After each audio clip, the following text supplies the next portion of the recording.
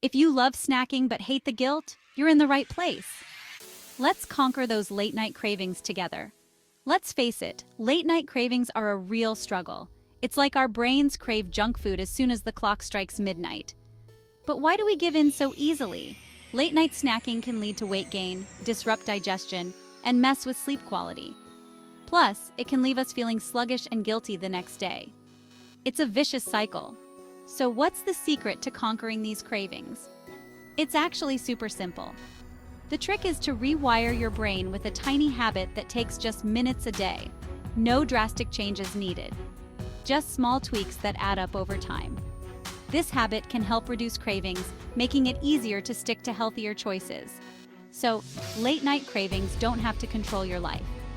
Try this simple trick and see the difference it makes. Thanks for watching. If you've struggled with late-night cravings, share your experiences in the comments. And don't forget to like, subscribe, and check out my next video on healthy meal prep tips.